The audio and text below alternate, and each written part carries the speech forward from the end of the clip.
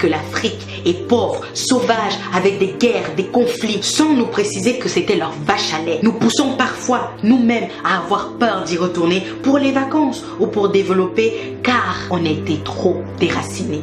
Ils nous ont dit, ton histoire n'existe pas ou plus, et ils ont écrit des mensonges sur la leur pour mieux le vendre à leurs enfants, mais surtout pour dominer celle des autres, en passant par le royaume de Soundiata Keïta, de Mansa Moussa, l'homme noir le plus riche de l'histoire de l'humanité, bien avant Jeff Bezos et ses amis. Ils nous ont dit à l'école de retenir le nom de Thomas Edison pour l'invention de l'ampoule, en oubliant volontairement Lewis Howard Latimer et son filament de carbone avec son invention de la lampe électrique. Ils nous ont dit que l'Égypte antique de Toutankhamon, Ramsès, Khéops, mais aussi Hotep, scientifiquement prouvé noir, était une thèse complotiste. Et que la terre des Noirs, traduit par Kemet, ne prouvait rien, malgré la forte ressemblance des traits physiques des Noirs aux statues égyptiennes. N'oublions pas les nez cassés. Et puis ils ont dit que Yoyot, Jean Yoyot, leur égyptologue de tous les temps, lui et lui seul détenait la vérité sur l'histoire de l'Égypte.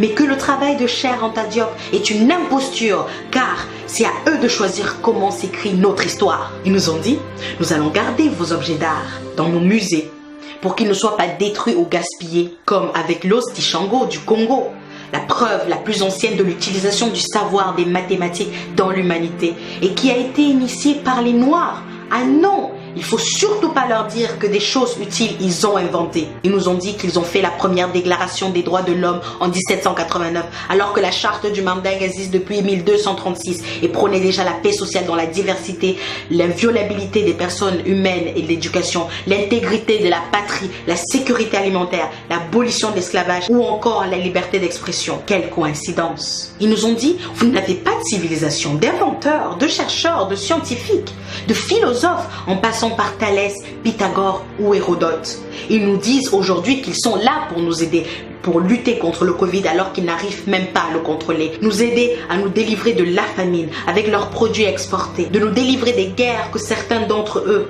ont créées dans leur propre intérêt. Alors, ils ont créé des ONG pour donner du sens à leur vie, sans toutefois aider la vie de celles qu'ils prétendent protéger. Ils sont venus avec le FMI, la France-Afrique, le CFA, l'ECO et même le UN aujourd'hui.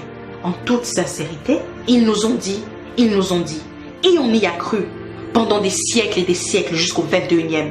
Sincèrement, éperdument, naïvement, on s'est laissé convaincre et on a accepté ces mensonges. Et aujourd'hui, on nous traite de complotistes lorsqu'on veut rétablir l'histoire qu'ils ont falsifiée. Sommes-nous si faibles? Avons-nous oublié les recherches de Cheikh Anta Diop sur l'Égypte antique noire et leurs prouesses mathématiques, arithmétiques, scientifiques, agricoles et en médecine et en architecture, en littérature mais aussi en politique? Avons-nous oublié Madiba Mandela, Angela Davis, Thomas Sankara, Rosa Parks, Patrice Lumumba, Martin Luther King, Myriam Makeba, Malcolm X, Aimé Césaire et tous les autres? Et puis à moi, ils m'ont dit, ça y est, tu as la nationalité. Comme Adama Traoré, ta vie va changer. Et mes origines les ont toujours obsédées.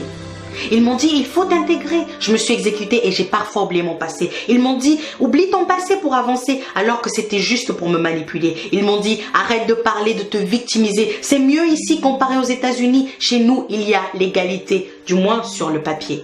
Ils m'ont dit, ta coiffure ne convient pas au poste. Je suis allée défriser, tisser, les cacher. Ils m'ont dit, ton accent est trop prononcé. J'ai commencé à whiteiser. Ils m'ont dit, ton nom n'est pas assez francisé. J'ai pensé à le changer.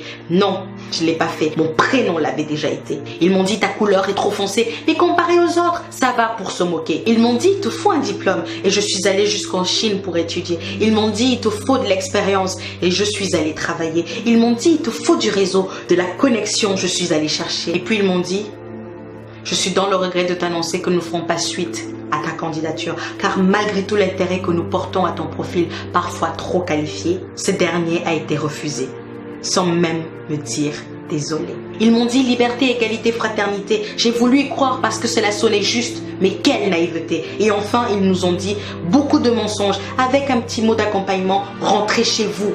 Et ça au moins, c'était vrai. Chers amis, chères sœurs, chers frères, chers pères, chères mères, pour que la vérité et le respect, la cohésion, la paix, pour que le Black Lives Actually Matter, il va falloir qu'on se réapproprie notre histoire, qu'on la transmette à nos enfants comme la Chine le fait avec les siens pour la réhabiliter. Il va falloir qu'on apprenne que le communautarisme qu'il pointe du doigt, c'est pour nous éloigner de la force économique qui va nous mener à cette dignité tant quémandée.